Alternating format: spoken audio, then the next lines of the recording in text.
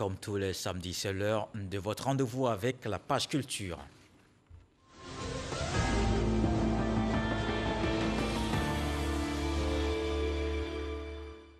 On retrouve notre invitée de la page culture, Marie-Louise Outo-Ouri, avec son roman Illusion assassinée. Cette histoire, vous la racontez avec force détail, des lieux qui sont connus, des personnages certainement.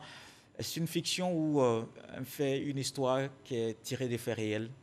Bon, je vous remercie. En fait, il y a des histoires vraies, réelles, parce que quand j'ai écrivé, ça a quand même duré 7 ans. 7 ans, et pendant 7 ans, j'ai fait mes recherches avec des femmes, des hommes. Donc, je dirais que c'est une histoire vraie. Mais les villes comme Nawayo ont été inventées, l'entreprise comme Mandarine Côte d'Ivoire. Côte d'Ivoire, voilà. Sinon, en réalité, c'est des histoires de plusieurs personnes. Nawayo, c'est dans la région de la Nawa, Oui, vous voulez dire. oui. La région de la Nawa, une belle ville. J'aime Soubré. Je suis de Soubré. D'accord, ça se comprend donc. Et on va retrouver Franck Quadio qui nous donne un résumé de l'ouvrage avant de poursuivre. Marie-Louise Outo-Ouri Kamagate nous propose Illusion assassinée, où le choc des cultures est le chant du mélodrame. C'est l'histoire de Dagobert, un jeune premier qui s'est forgé à force de travail et qui exprime son triomphe sur le sort par l'accumulation de conquêtes féminines jusqu'au jour où il rencontre une Française, Soraya.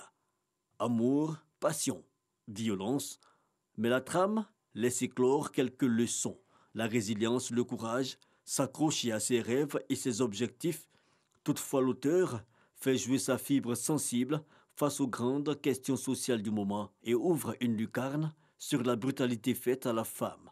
L'œuvre est d'une écriture simple, mais elle est fortement imagée. La figure du père, la figure de la femme et la figure de l'homme.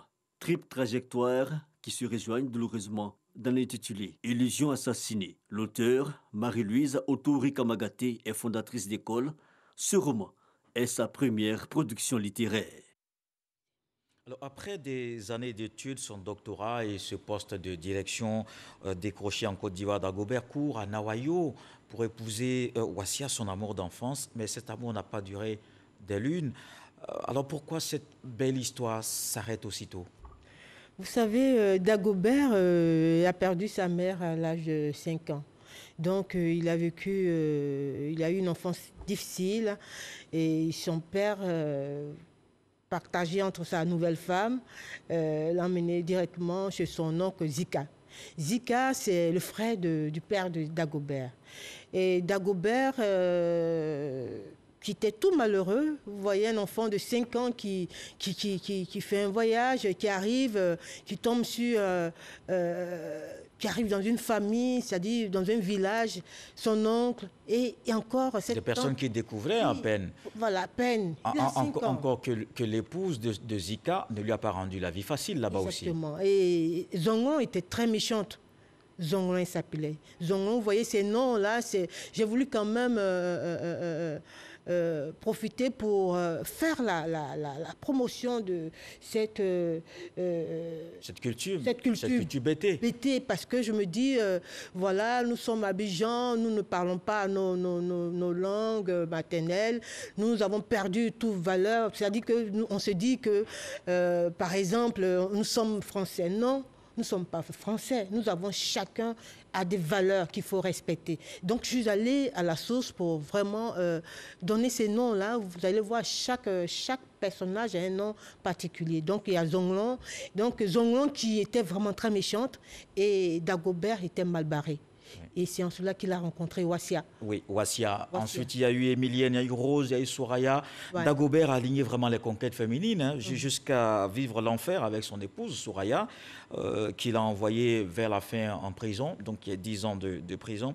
Et si Dagobert n'était pas vraiment un mauvais garçon que ça, mais plutôt avait du mal à exprimer son amour.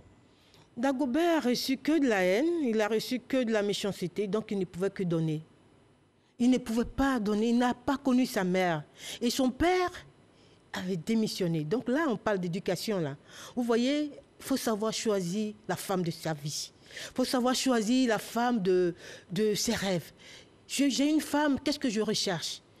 Qu'est-ce que je recherche avec cette femme? Est-ce que, parce que ma femme est décédée, je vais prendre une femme comme ça que je vais mettre à la maison? Non, il faut penser à ses enfants. Et Dagobert était vraiment, je peux même dire, une victime, parce que, effectivement, son père avait fait un faux choix. Un mauvais choix qu'il a... Vous voyez, il a tout fait pour travailler parce qu'il était un bon garçon, il était talentueux, il travaillait, il a eu tous ses examens, il a eu même une bourse pour aller en France. Mais Dagobert, la méchanceté de son père l'a rattrapé. Alors, et c'est l'oncle Zika qui finalement avait raison, puisqu'il avait prédit quand Dagobert était allé au village à Nawayo pour marier Wassia, où il lui a donné des conseils en lui disant que celui qui n'a pas l'habitude de recevoir ne peut pas donner. Donc Dagobert qui n'a pas reçu d'amour, c'était évident. Mais l'oncle a laissé faire, pourquoi? Bon, l'oncle ne pouvait pas, il a vu Dagobert arriver de France avec une grosse voiture. Il s'est dit, mais papa, j'ai laissé une villageoise ici, je veux me renseigner, est-ce qu'elle est libre? Effectivement, Wassia était fidèle, elle attendait quelque part. Vous voyez un peu, il faut savoir choisir sa femme. Il y a des femmes quelque part qui vous attendent. Ne vous pressez pas. Wassia était la femme de rêve de Dagobert. Effectivement, elle attendait parce que pendant... toutes ces années. Oui, elle savait que Dagobert lui avait dit, non, je vais étudier, je reviendrai te chercher. Et alors là, elle attendait. Wassia avait cette force-là, cet amour d'enfance qui l'obligeait à attendre. Elle a refusé toutes les avances des hommes. Et malheureusement, Dagobert n'a pas pu. Parce qu'il a renvoyé Wassia après avec ses deux enfants. Avec ses deux enfants, oui. Et puis ensuite, il ne pouvait pas aimer. Dagobert n'a pas reçu d'amour. Est-ce qu'on peut dire que Dagobert, c'est l'échec d'une vie sociale? Exactement. Exactement. Vous savez, un mariage raté, c'est ta vie entière qui est brisée.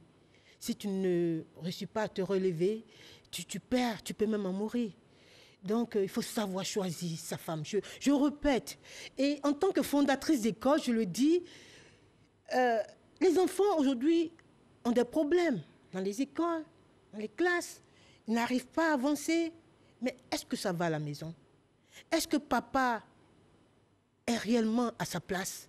Est-ce que maman est réellement celle-là que papa désire? Il y a des hommes qui crient, bêtement. Pendant que j'écrivais, effectivement, j'ai une amie qui m'a dit, mais c'est mon histoire. J'ai dit, comment? Elle dit, non, mon mari dit que je suis bête. Alors, quand il reçoit des Bon, c'est quand même fort, ça aussi. Mais c'est fort. Ouais. C'est fort. Il faut que je me cache. Oui, alors mais dans l'ouvrage, Dagobert, on n'a vraiment plus des nouvelles de lui. Après ses 7 ans en prison, il est revenu au village. Son oncle Zika l'a éconduit parce que son oncle a estimé qu'il avait mis la honte sur la famille. Dagobert, mais pourquoi on n'a plus de ces nouvelles dans l'ouvrage? Bon, Dagobert, c'est la dépression. La dépression, on ne peut pas te supporter. Quand quelqu'un est déprimé, imaginez un peu, l'accoutrement change et puis bon voilà, c'était une honte pour l'oncle. Et c'est ce que je dis, ce que tu peux donner à ton enfant, il faut le faire. Parce que demain tu pars, c'est fini, c'est même pas ton oncle qui va s'en occuper.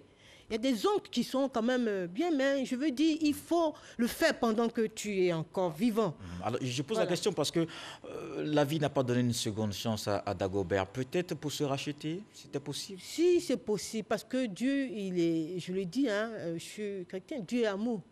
Il y a forcément une deuxième chance. Vous voyez, c'est juste une première partie. Forcément, Dagobert va rebondir. Qui sait? Alors, quand on regarde la vie de Soraya dans l'ouvrage, vous rendez plutôt hommage à la femme qui se bat pour réaliser ses objectifs. Oui, parce que on n'est pas né femme pour rien. Je pense qu'une femme à côté d'un homme est une force. Savoir choisir sa femme, j'insiste. La femme, soyez heureux de choisir une femme vraie. D'accord. Et c'est bien noté, d'accord. Voilà. Et comme vous l'avez si bien dit, je pense que la suite, ce sera dans l'ouvrage. Merci. Marie-Louise Outouri, l'invitée de la page culture. Nous avons pris beaucoup de plaisir à parler avec vous de votre roman Illusion assassinée. Un ouvrage écrit avec élégance dans un style influencé par l'aura et l'esthétique du Didiga, surtout la densité et la richesse du vocabulaire pour parler de l'amour, à la haine et des destins croisés.